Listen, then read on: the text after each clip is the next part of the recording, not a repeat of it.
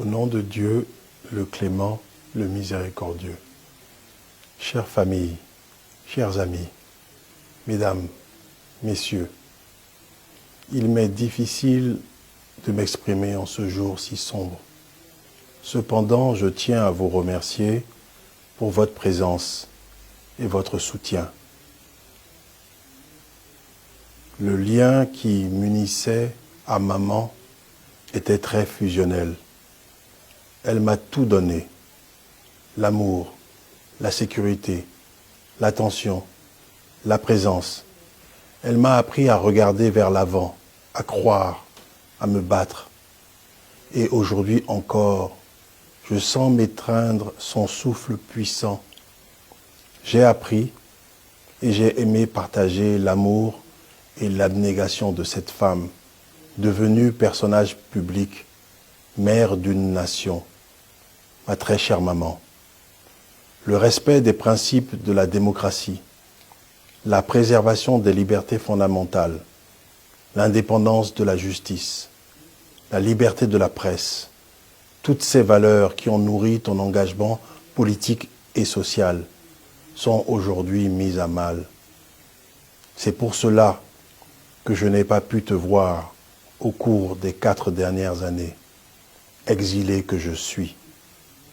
C'est pour cela encore que je ne suis pas à tes côtés au moment où tu vas effectuer ton dernier voyage. Quelle tristesse, quelle douleur que de ne pas être là pour t'accompagner dans ta dernière demeure. J'ai perdu, et je le sais, tout un peuple a perdu avec moi une mère. Une mère sincèrement et viscéralement animée par la recherche de ce qu'il y a de meilleur, de simplement nécessaire pour ses enfants. Elle ne cherchait jamais à protéger son image ou à la promouvoir, assumant tous les risques, allant à l'essentiel avec courage pour revendiquer ce qui doit être et pour dire la vérité. Quelquefois, il faut pour oser la dire, et parfois dans les heures les plus inquiétantes, pour oser la penser. Quand le peuple se sent épié et manipulé, quand tout contribue à ôter à chacun sa dignité et son autonomie, comme nous avons besoin de ta voix qui jamais ne faiblissait. Malgré le poids des ans, malgré les vexations, malgré la cécité qui te faisait penser que tu n'étais plus indispensable, maman, la vérité de ton combat politique et du bon sens hurlait encore plus ta légitimité. Tu disais tout avec droiture, directement. Tes mots se gravant dans le marbre, tant ils étaient incisifs et faisaient écho dans nos langues aux paroles vivantes des ancêtres que tu as désormais rejoints. Ton héritage te survivra. Ma chère maman, toi qui m'as conduit dans ce monde, moi, ton premier-né, j'aurais dû être là pour te conduire à ta dernière demeure. Je n'éprouve aucune rancune, aucune amertume. Cette épreuve est la volonté de Dieu.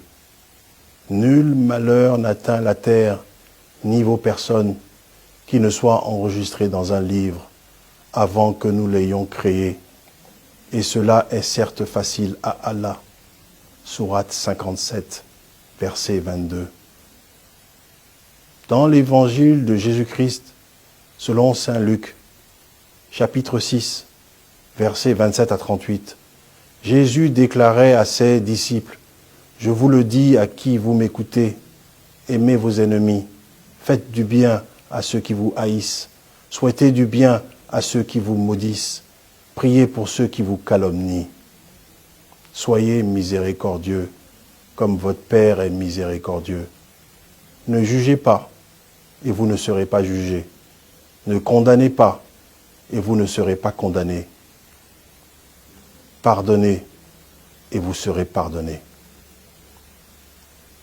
Ma très chère maman, toi qui m'as donné la vie, intercède auprès de Dieu pour qu'il apaise nos cœurs, qu'il les adoucisse toutes les fois où nous avons des raisons de nous venger. Que Dieu nous insuffle son esprit de pardon, d'amour et de paix.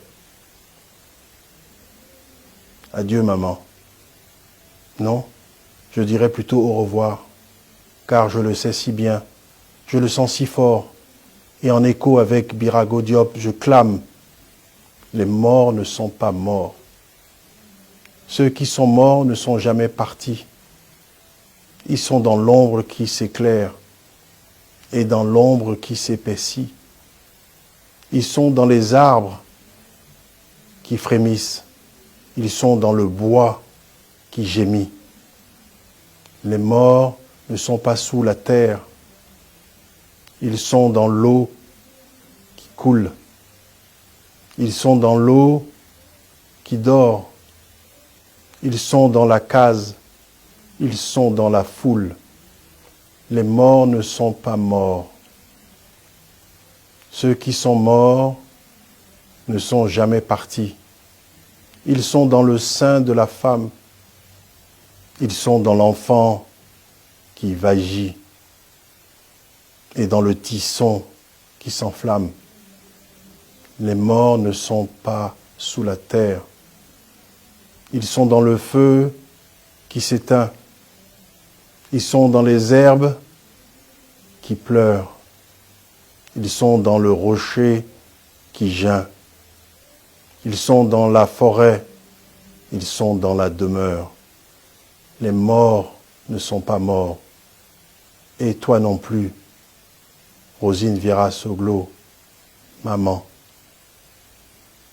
tu n'es pas morte.